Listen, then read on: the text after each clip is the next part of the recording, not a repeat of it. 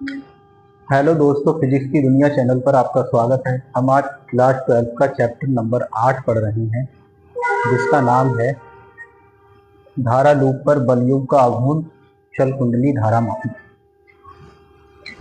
पहला डेरिवेशन है हमारा, एक समान चुंबकीय क्षेत्र में धारावाही लूप पर बलयुग का आघूर्ण। ये हम निकालेंगे। एक बात बताइए, डेरिवेशन करने से पहले, अगर एक समान चुंबकीय क्षेत्र में हम कोई धारावाही चालक तार रखते हैं जिसकी लंबाई L हो और जो चुंबकीय क्षेत्र से थीटा कोण पे रखा गया हो, तो इस धारावाही चालक तार जिसमें I धारा बह रही है, B चुंबकीय क्षेत्र में रखा है, तो इस पे बल कितना लगेगा? I धारा बह रही है इस धारावाही चालक में, L इसकी लंबाई है, B चुंबकीय क्षेत्र में रखा है, तो इस धारावाही चालक पर एक बल लगेगा। उस बल का सूत्र क्या होगा बताइए? I L B sine theta. भूल गए इतनी जल्दी, अभी तो कल पढ़ाया ही था। I L B sine theta. थोड़ा तेज बोला करो, सुनाई याद रहे। F बराबर I L B sine theta. ठीक है, ये फार्मूला। तो इसको आपको ध्यान रखना है। ये कब है? जब किसी धारावाही चालक तार को चुंबकीय क्षेत्र में रखा जाएगा, तब उस पर जो बल लगेगा वो इतना लगेगा, I L B sine theta. अब सुना,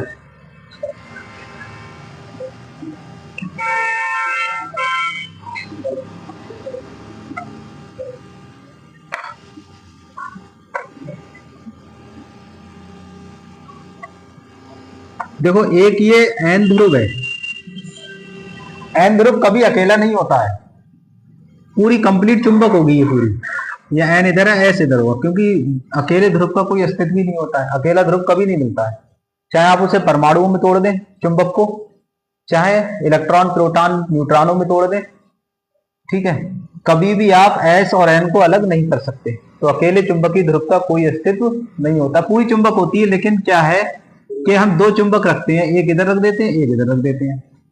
तो इसका एन सिरा इधर है और इसका एस सिरा किधर है बताओ?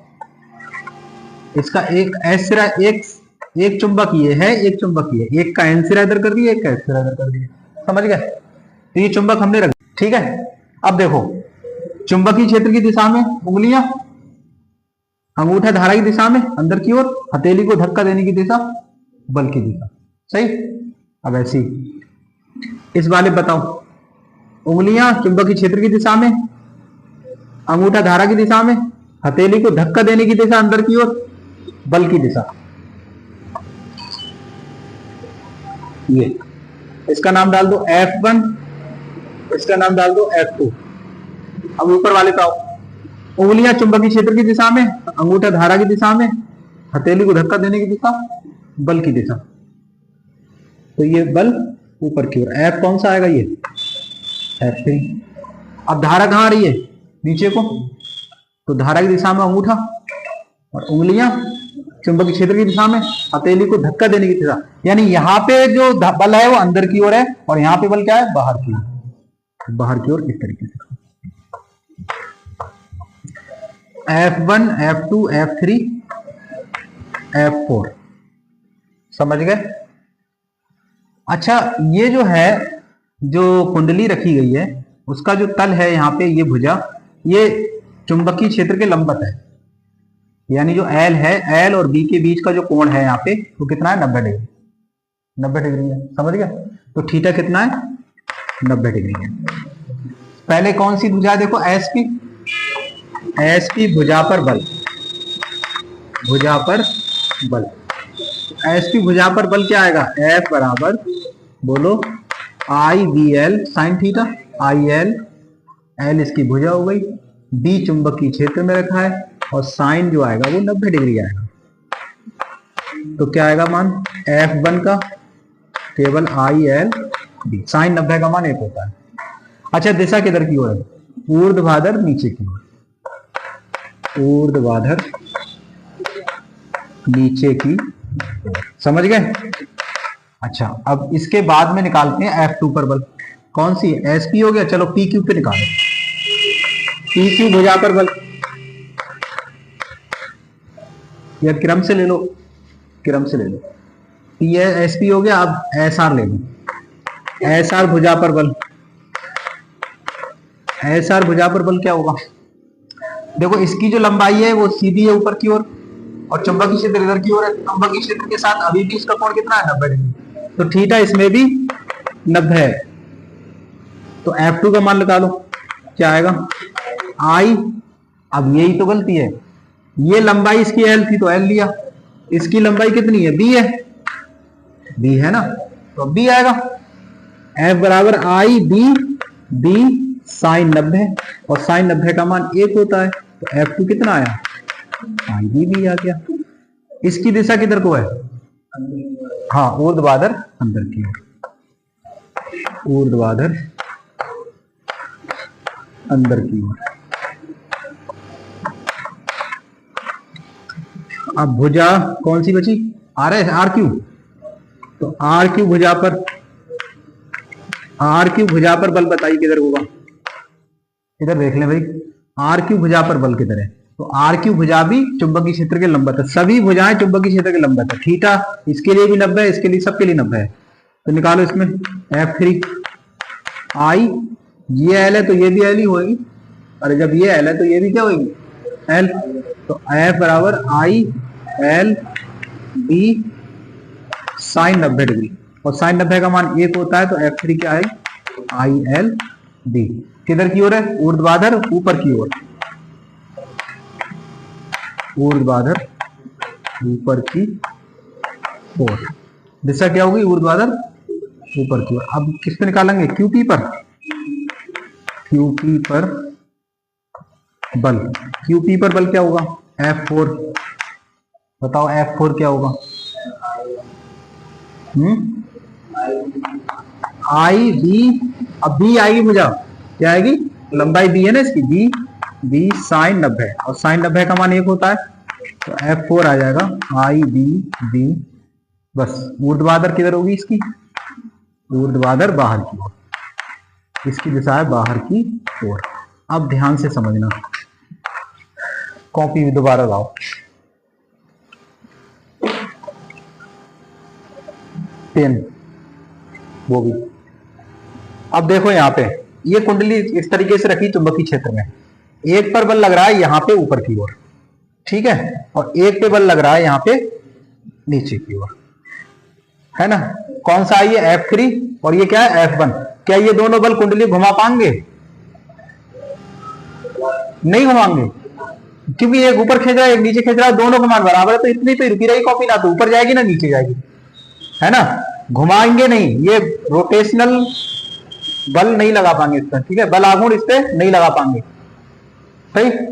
तो ये इतने पे ही रहेंगे। लेकिन लेकिन लेकिन अब सुनो, एक बल है F4 इधर को, और एक बल है F4 इधर को। F2 इधर को है, F4 इधर को है, नहीं कौन सा है? F4 इधर को है और F2 ये, ठीक है। अब घुमा पाएंगे ये? क्यों नहीं घुमाएंगे? एक उधर खींचेगा एक इधर खींचेगा, घूमेगी नहीं कॉपी?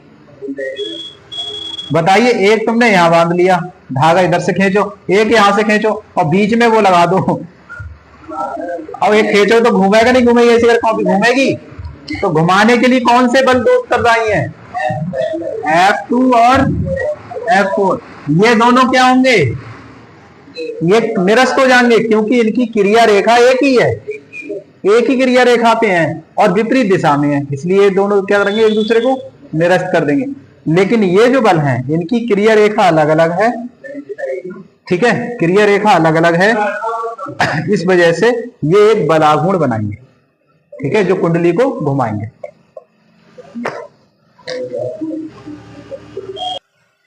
अब आगे सुने, तो यहां पर F3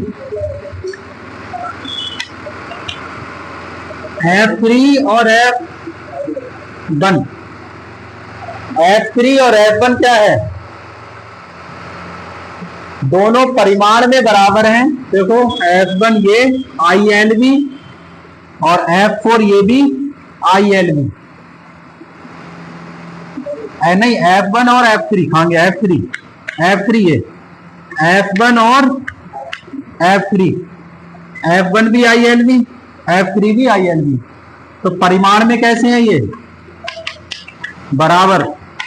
और क्रिया रेखा इनकी एक ही है, क्रिया रेखा एक ही है और दिशा विपरीत है, दिशा विपरीत। समझ गए कितनी चीजें हैं? परिमाण बराबर है, क्रिया रेखा एक ही है, लेकिन दिशा विपरीत है, दिशा विपरीत है। तो एक दूसरे को ये क्या कर देंगे? निरस्त कर देंगे, निरस्त कर देंगे। लेकिन सुने, F2 और F4, F2 और F4, F2 कहां है? देखो ये है IBB और F4 कहां है? देखो ये है IBB। परिमाण इसके ही बराबर हैं, परिमाण बराबर हैं। अरे दोनों मान यही तो हैं, IBB और IBB। परिमाण बराबर है लेकिन क्रिया रेखा अलग है और दिशा विपरीत है। तो ये बल क्या बनाएंगे? एक बल आघूर्ण बनाएंगे। क्या बनाएंगे? बल आघूर्ण बनाएंगे, बल आघूर्ण बनाएंगे। तो यहां तक समझ में आया आपके? ठीक है, तो ये वाला मिटा रहा हूं, थोड़ा और समझा रहा हूं मैं तुम्हें। तो अब हम क्या कर रहे हैं, ये जो बल है, एक बल इधर लग रहा है, एक बल इधर लग रहा है, बीच में ये क्या आ रही है? लंबाई तो ही आ रही है। अरे ये लंबाई तो ही आ रही है, एल आ रही है ना, एल आ रही है। तो इस चित्र को हम थोड़ा ऐसे बना रहे हैं, देखो इस तरीके से। ये इसकी होगी लंबाई एल, इधर को है तो इधर को बना दो, कोई हर्ज नहीं। ये हो गई आपकी एल, क्या हो गई है? एल। अब इस पे ये जो लग रहा है यहाँ पे कौन सा बल लग रहा है? F2। और F1 क्या लग रहा है बाहर को? ये F1 लगा दो, नहीं F1 नहीं F4, ये F2 और ये F4। ठीक है, और ये चुंबकीय क्षेत्र इधर तो है ही। ये सब क्या है? बोलो, चुंबकीय क्षेत्र।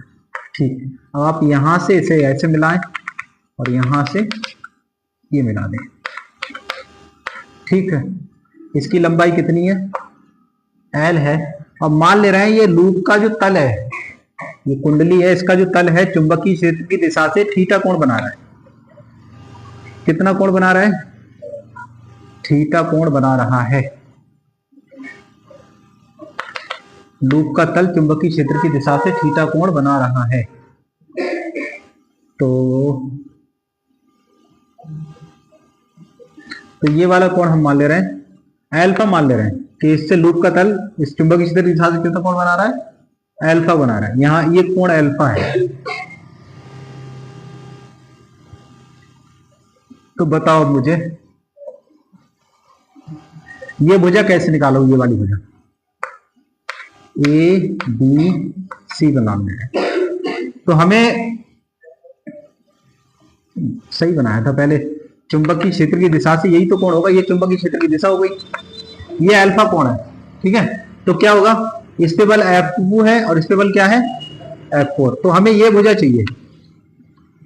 ठीक है, लंबवत दूरी यही तो होगी, इनकी क्रिया रेखाओं के बीच की लंबवत दूरी, हाँ यही होगी, ये लंबवत दूरी होगी। तो इसका मान कैसे निकालोगे? ये L है, तो आएगा हमें चाहिए CB, क्या चाहिए?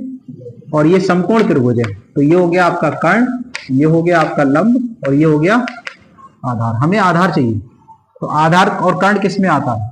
कॉस में। तो कॉस थीटा बराबर क्या होता है? आधार बटे कर्ण। क्या होता है? आधार बटे कर्ण। तो आधार क्या हो जाएगा यहाँ पे? बोलो, आधार हो जाएगा CB और कर्ण क्या हो जाएगा? AB। तो कॉस अल्फा की जो वैल्यू हो जाएगी CB हमें चाहिए, और AB कितनी है? L। तो CB बराबर क्या आ जाएगा? L cos alpha. क्या हो जाएगा? L cos alpha. समझ गए? फिर से सुनो, ये हमने जो चित्र इस तरीके से बना लिया, ये चुंबकीय क्षेत्र हो गई, और इसकी जो भुजा लंबाई L जो है ना, इसका तल है ये कुंडली का, और ये जो है चुंबकीय क्षेत्र देखो इधर की ओर है, तो इस दिशा से ये कितना कोण बना रहा है? अल्फा बना रहा है। तो ये समकोण त्रिभुज बना। समकोण त्रिभुज में जो कोण वाला होता है वो आधार होता है, उसके ठीक सामने वाला लंब होता है, और सबसे बड़ी भुजा कर्ण होती है। तो यहाँ पे हमने कॉस अल्फा की वैल्यू निकाली आधार बटे कर्ण से, तो हमने ये लंबवत दूरी निकाल ली CB। तो CB की वैल्यू आई L cos अल्फा। बल आघूर्ण का सूत्र क्या होता है? बल आघूर्ण का जो फार्मूला होता है वो टो बराबर होता है एक बल मतलब बल युग्म है, जोड़े में से कोई एक बल ले लो, इन दोनों में से कोई एक बल गुणा लंबवत दूरी, लंबवत दूरी। तो एक बल कितना आया बताओ? तो एक बल आया हमारा आई बी बी, आई बी बी, और लंबवत दूरी कितनी आई? L cos alpha. अब यहां पे सुने, आई ये लंबाई और बी इकट्ठी कर लो, एल गुणा बी कर लो, गुणा बी कॉस एल्फा। समझ गए? एल फॉर लंबाई, बी फॉर क्या है? चौड़ाई। लंबाई और चौड़ाई, लंबाई और चौड़ाई का गुणनफल क्या होता है? क्षेत्रफल। क्षेत्रफल होता है लंबाई गुणा चौड़ाई। तो आई बराबर ये हो जाएगा क्षेत्रफल यानी area, I A B cos alpha. ये आपका फार्मूला आ गया बल आघूर्ण का। अगर कुंडली में एन फेरे हैं, इसमें कितने फेरे हैं? एन फेरे हैं, तो इसमें एन से और गुणा हो जाएगी, तो आ जाएगा N I A B cos alpha. ये बल आघूर्ण का सूत्र है। हाँ जी, अगर चुंबकीय क्षेत्र में आप किसी बल आघूर्ण को, मतलब किसी लूप को रखोगे चुंबकीय क्षेत्र में, अल्फा कोण पे रखोगे उसके तल को, कुंडली के तल को, तब उस पर जो बल आघूर्ण लगेगा कुंडली पर, वो लगेगा N I A B cos alpha. अब याद कैसे करोगे? एन आई का मतलब हो गया नई, नई, ए बी किसी का नाम डाल दो, नई ए बी, ऐसा मत करो। समझ गए? एन आई ए बी मतलब नई ए बी, नई ए बी ऐसा मत करो, याद रखोगे? N I A B cos alpha.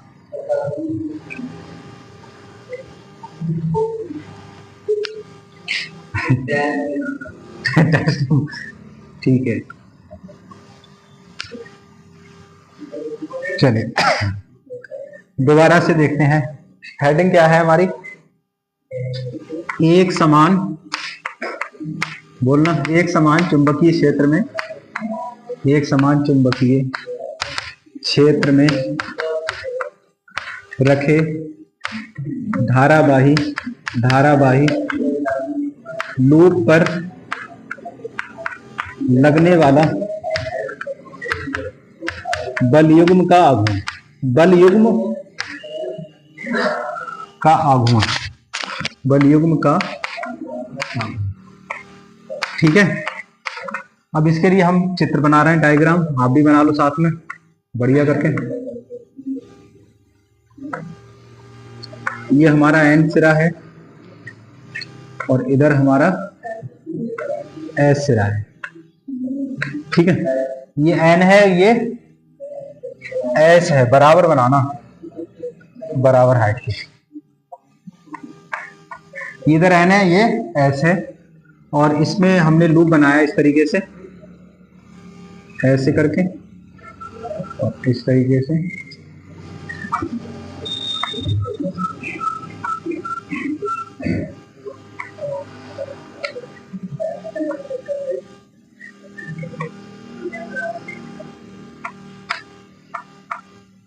ये कोई हमारा लूप हो गया। धारा किधर बह रही है? ऊपर की ओर, क्लॉकवाइज धारा बहा रहे हैं, घड़ी की सुई की दिशा में, क्लॉकवाइज। ठीक है, देखो धारा बीचों बीच में मत बहाना, किनारों से लेना, क्योंकि बीच में बल लगा हुआ है। तो यहाँ पे आई, यहाँ आई, यहाँ आई और यहाँ पे आई। नाम डाल दो इसका P Q R S। सही है? अब बताइए, शांत हो भाई। इसकी लंबाई L है, तो ये यहाँ L लिख दो, और इसकी चौड़ाई क्या है? B है, तो यहाँ पे लिख दो इसकी B। अच्छा, यहाँ पे जो बल लगेगा नीचे की ओर लगेगा, ये कौन था? F1। यहाँ बल किधर को था? ऊपर की ओर, ये था F2, और यहाँ बाहर मतलब ऊर्ध्वाधर ऊपर की ओर F3 था, और ये बाहर की ओर F4। ठीक है, अब कोई एक तीर बना के दिखा दो, ये चुंबकीय क्षेत्र की दिशा होगी। सही, ये चुंबकीय क्षेत्र की दिशा होगी। ये चित्र बनाएगा, आप बनाइए, और इसमें लिखते हैं माना, देखें, माना PQRS, PQRS, PQRS एक धारा लूप, धारा लूप, एक समान चुंबकीय क्षेत्र, एक समान चुंबकीय क्षेत्र, चुंबकीय क्षेत्र बी में चित्रानुसार रखा है। लूप की लंबाई L है, लूप की लंबाई माना PQRS एक आयताकार, और लिख लेना यहां पे, लिख लेना आयताकार, आयताकार, ठीक है। माना PQRS एक आयताकार धारा लूप, चलो माना एक आयताकार धारा लूप एक समान चुंबकीय क्षेत्र बी में चित्रानुसार रखा है। लूप की लंबाई, लूप की लंबाई L तथा चौड़ाई कितनी है, बोलो, B है। मतलब यहां पे बात करें तो हम बताएं आपको SP बराबर RQ, SP और RQ कितनी है, L है, और यहाँ पे PQ बराबर SR, ये क्या है हमारी, D है, ठीक है। SP और RQ ये दोनों L है, PQ और SR ये हमने क्या मानी है, D मानी है। इसके बाद भुजा PQ पर, PQ भुजा पर नहीं, PS है पहले, PS भुजा पर, PS भुजा पर, भुजा पर बल, PS भुजा पर बल क्या हो जाएगा, ठीक है, बल। यहां थीटा कितना है ये भी लिख दो, यहां थीटा जो है वो 90 डिग्री है। तो बल का फार्मूला होगा F बराबर, F1 बराबर I L B साइन 90, और साइन 90 का मान 1 होता है, तो F1 आ जाएगा हमारा I L B। दिशा किधर होगी, ऊर्ध्वाधर नीचे की ओर, सही। अब दूसरी भुजा कौन सी लोगे आप, SR ले लो। SR भुजा पर, SR भुजा पर बल, SR भुजा पर बल क्या हो जाएगा, यहां भी थीटा कितना है, यहां भी 90 डिग्री थीटा, तो F2 जो हो जाएगा वो हो जाएगा I B साइन 90, साइन 90 का मान 1 होगा, तो हो जाएगा I B D। दिशा किधर होगी इसकी, ऊर्ध्वाधर अंदर की ओर। अब तो बोलो, अब तो सब समझ गए, ऊर्ध्वाधर अंदर की ओर।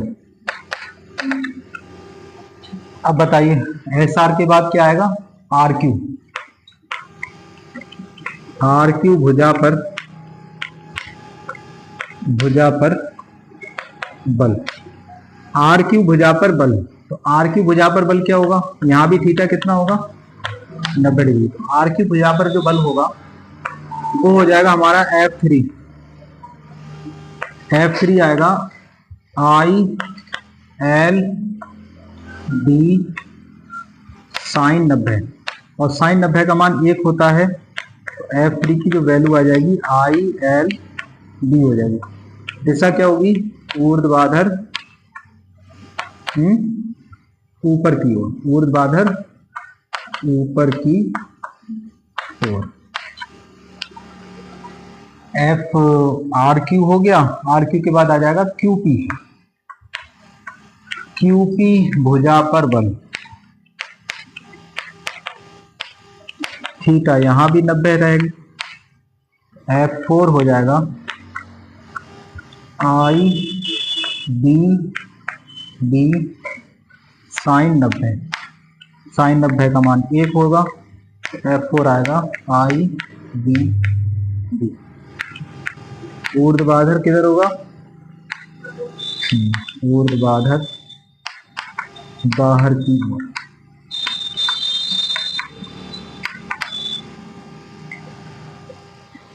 इसके बाद क्या लिखेंगे बताइए?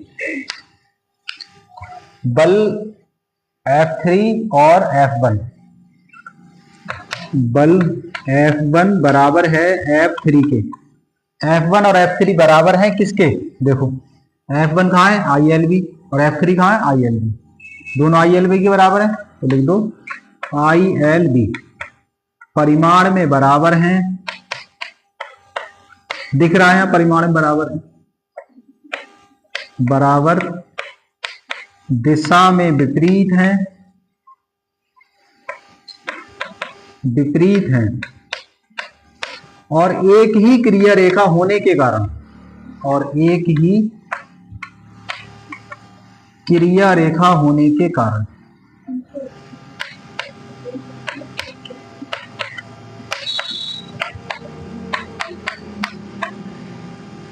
एक दूसरे को निरस्त कर देंगे।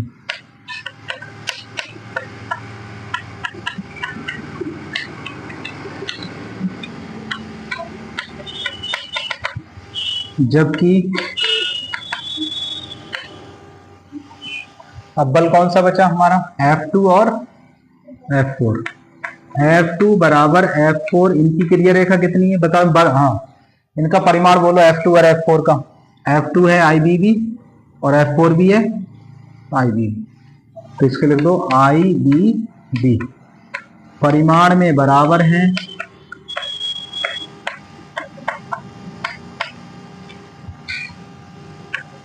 दिशा विपरीत है, दिशा भी विपरीत है, लेकिन क्रिया रेखा अलग होने के कारण, क्या चीज अलग है? क्रिया रेखा, ठीक है, लेकिन क्रिया रेखा अलग होने के कारण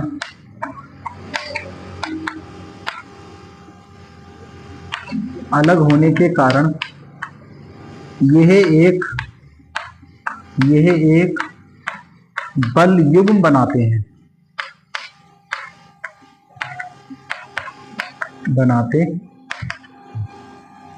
होता रही इतना।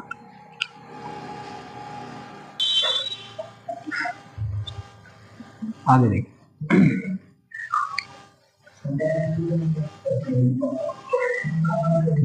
सुने इधर सुने। चुंबकीय क्षेत्र किधर की ओर है? इधर से इधर की ओर है, एस की ओर। तो आप चुंबकीय क्षेत्र पहले बना लें। देखो ये चुंबकीय क्षेत्र हो गया, सही, ये हो गया आपका चुंबकीय क्षेत्र। और जो इसकी लंबाई है वो इस तरीके से है, ये लंबाई, तो ये लंबाई हो गई, और इस लंबाई ये इसकी लंबाई हो गई, और इस लंबाई पे ही क्या लग रहा है? बल। एक पे बल कहां लग रहा है? नीचे की ओर, मतलब एक लंबाई के लंबवत है ना, ये जो बल है लंबाई के लंबवत, तो एक इधर को लग रहा है इस तरीके से, और एक ऊपर को लग रहा है। चुंबकीय क्षेत्र की दिशा के साथ ये जो कोण है, चुंबकीय क्षेत्र की दिशा ये है B, और इसके साथ जो ये कोण बना रहा है, कुंडली का तल जो कोण बना रहा है वो क्या है हमारा? अल्फा। कुंडली का तल चुंबकीय क्षेत्र B की दिशा से कितना कोण बना रहा है? अल्फा। ठीक है, अब आप यहां से इसकी लंबवत दूरी लेंगे तो एक त्रिभुज बना लीजिए समकोण। ये वाला जो एंगल हो गया यहाँ पे वो 90 डिग्री का है, ठीक है, नाम लिख दो AB। ये वाला बल आपका F2 है, और ये वाला बल F4 है, ध्यान से देखो, ठीक है, F4। तो अब हमें कौन सी AB, ये C हो गया, हमें CB चाहिए, तो CB कितनी आएगी? cos थीटा होता है आधार बटा कर्ण, क्योंकि हमें आधार चाहिए और कर्ण हमें मालूम है। तो समकोण त्रिभुज ACB में cos अल्फा बराबर क्या हो जाएगा? आधार बटे कर्ण, आधार बटे कर्ण। तो ये आधार होगा, ये कर्ण होगा, ये लंब होगा। तो आधार हो गया हमारा CB, और कर्ण क्या हो जाएगा? AB। तो cos अल्फा की जो वैल्यू आएगी, CB हमें चाहिए और AB है हमारी L, तो CB का मान आएगा L cos alpha, L cos alpha. अच्छा सी बी ही क्यों चाहिए, ए बी सी क्यों नहीं चाहिए? लंबवत दूरी चाहिए हमें। क्या चाहिए? बलों के बीच की लंबवत दूरी। अब जैसे ये एक बल इधर को लग रहा है इस तरीके से और एक बल लग रहा है इस तरीके से, तो दो बल हो गए, तो बीच की लंबवत दूरी ये डस्टर ही तो हो गया है ना। तो हमें ये डस्टर की लंबाई चाहिए। लंबवत दूरी क्या चाहिए? डस्टर की लंबाई। तो वही चीज तो है, एक ये लंबाई ऐसे करके है, एक बल ऐसे लग रहा है, एक ऐसे लग रहा है। अब बोर्ड पे तो नहीं दिखा सकते, तो एल कॉस एल्फा हो गया। इसके बाद बल आघूर्ण का फार्मूला क्या है? इसके बाद बल आघूर्ण का जो सूत्र है, लूप पर लगने वाला बल आघूर्ण, लूप पर लगने वाला बल युग्म का आघूर्ण, बल आघूर्ण, लूप पर लगने वाला बल आघूर्ण। तो टॉर्क तो बराबर होता है एक बल गुणा लंबवत दूरी, लंबवत दूरी। तो एक बल कितना आया? अभी निकाला आपने, आई बी बी, यही तो था यहाँ। अरे F4 F2 की वैल्यू कितनी थी? आई बी बी। एक बल ले लो, दोनों बराबर थे, एक ले लो इनमें से कोई। और लंबवत दूरी कौन सी है? सी बी, जो कितनी आ गई? L cos alpha. तो बराबर आ जाएगा आई, लंबाई और चौड़ाई को इकट्ठा कर लो आप, बी को यहां रहने दो, कॉस एल्फा इधर लिख दो। अब एल और बी क्या होता है? क्षेत्रफल होता है, एरिया। तो आई ए बी आ जाएगा ये कॉस एल्फा। कुंडली में तार के एन फेरे हैं, कुंडली या लूप में तार के एन फेरे हैं। अगर ये एन फेरे हैं तो एन से इसमें गुणा कर दो, तो बराबर आ जाएगा एन आई नई ए बी है कॉस एल्फा। उतारिए आप।